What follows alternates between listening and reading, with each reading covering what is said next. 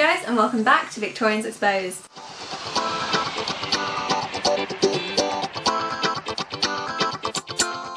Now in 1885, William Thomas Stead would publish a series of articles that would change the face of modern journalism forever. The series was called the Maiden Tribute of Modern Babylon and was an expose into the dark world of child prostitution that existed in the heart of Victorian London. Now Stead did this expose because he was part of a group that was campaigning to have the age of consent raised from 13 to 16. The act that would do this, the Criminal Law Amendment Act, had already gone through the House of Lords several times, but it had been said that the evidence was out of date and there was actually no need to raise the age of consent. So Stead took matters into his own hands. The Maiden Tribute appeared in the Pall Mall Gazette in a series of articles that were published between the 6th and 13th of July in 1885. What really made these articles significant, however, is the fact that it was the first piece of investigative journalism ever to appear in mainstream newspapers. The series contained interviews with prostitutes, brothel keepers, abortionists and policemen, but most importantly the details of how Stead and his team tried to purchase a young virgin. In the article, Stead says that he can personally vouch for the absolute accuracy of every fact in his narrative. However, at the time he doesn't actually reveal that he was the one to try and purchase the young girl. Lily, the girl in question, is sold by her mother and then sent to the doctors to prove that she is still a virgin. After this, she is drugged with chloroform and left unconscious in a room to await her purchaser, all for the cost of £5. Within this narrative, young prostitutes are portrayed as the innocent and passive victims of the rich and heartless men who purchase them. What the article doesn't want to admit is that some of these girls may not have been physically forced into their profession, but rather were left with little choices due to their economic and social situation. But what the campaigners are really afraid of is that these young girls are actually choosing sex.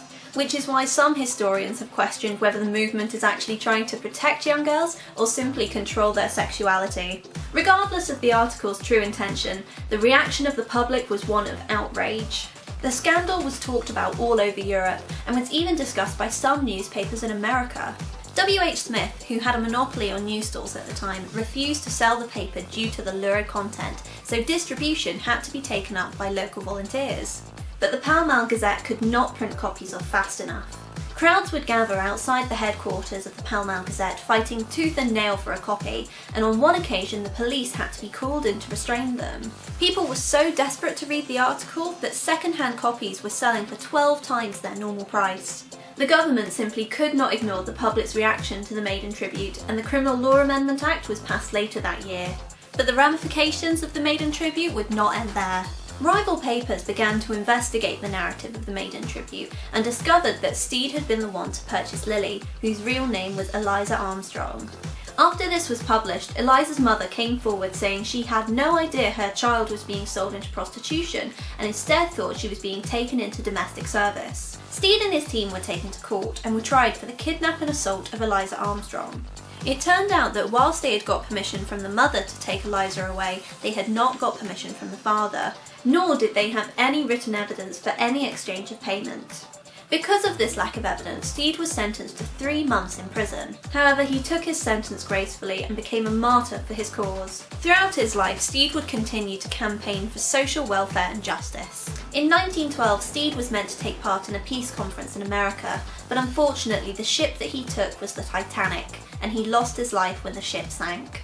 It is often said that Stead was the most famous Englishman on board who lost his life that night, and what makes his death even more tragic is the fact that he was due to win the Nobel Peace Prize later that year. But after his death, Stead was hailed as the greatest newspaperman of his age, in recognition of the immense contributions that he made to journalism throughout his life.